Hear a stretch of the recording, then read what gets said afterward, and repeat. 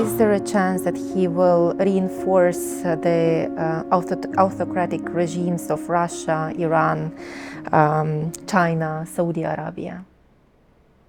Would he join that club? No. I mean, he's not going to join that club.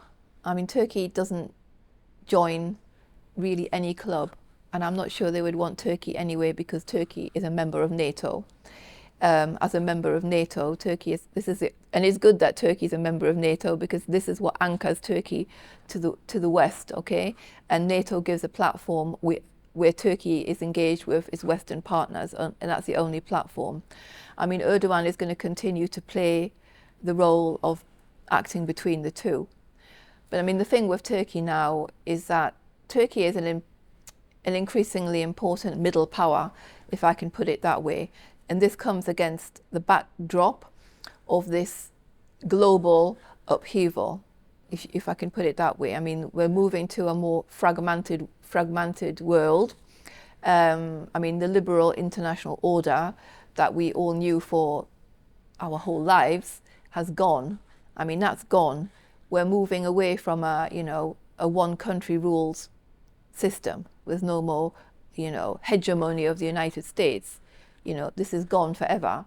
We're moving to a sort of multipolar world because of the rise of China, which and other things that have happened over the last years. That means that for a country like Turkey, it will become more geopolitically important. Not only Turkey, but some other countries. But Turkey is in a unique position simply because of its geographical position.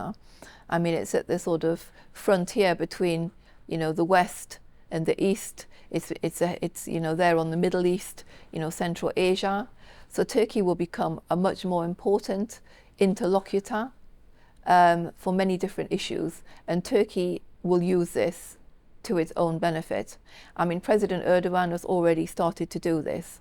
I mean, for a person like myself who's been, working and living in Turkey for like 2 decades, it's actually amazing to see the evolution of Turkish foreign policy. I mean, Turkey used to follow EU foreign policy. It was almost aligned, I think 80% at some point.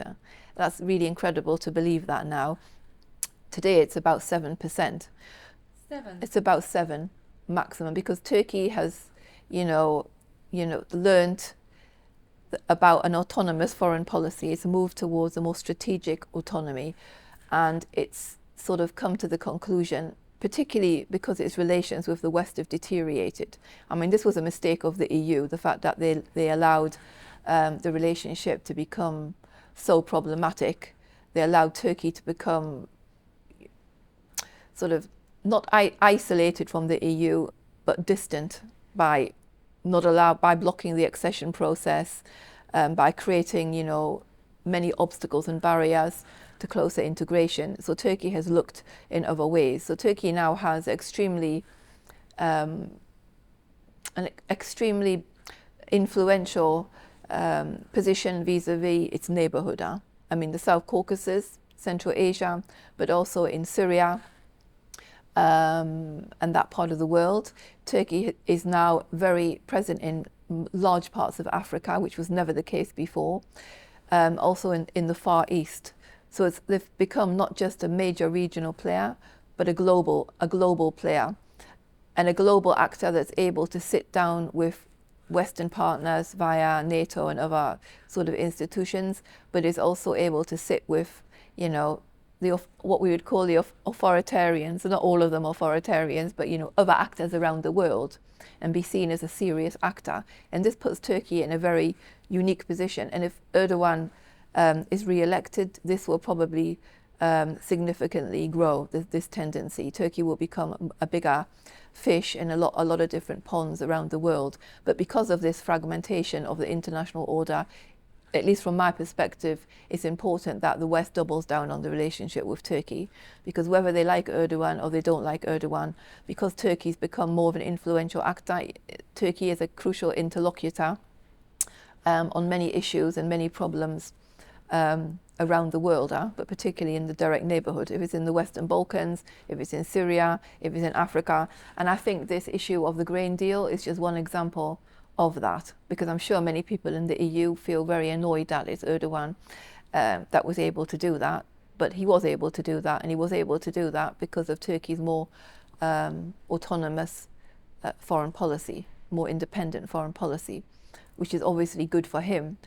But I think one of the reasons also behind this was because Turkey was put in a position where the Americans and other partners in the West started to say no. For example, Turkey needs to upgrade its F-16s.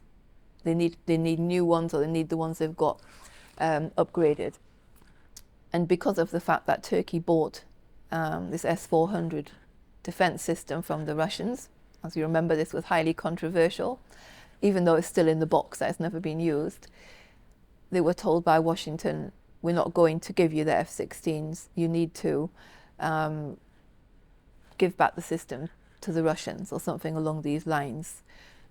So Turkey has reflected on this more problematic situation and decided to make itself less independent on its traditional Western allies, which I see that as sort of bad news. I mean, for Turkey, you could see that as a positive step, but they've decided to become less reliant on their allies. They don't feel that they can rely on them anymore.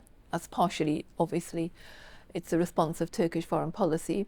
And this is also why we've seen Turkey now significantly focus on strengthening its defense sector and its industrial base to be able to create its own weapons and systems and whatnot, hence the drones, but not only.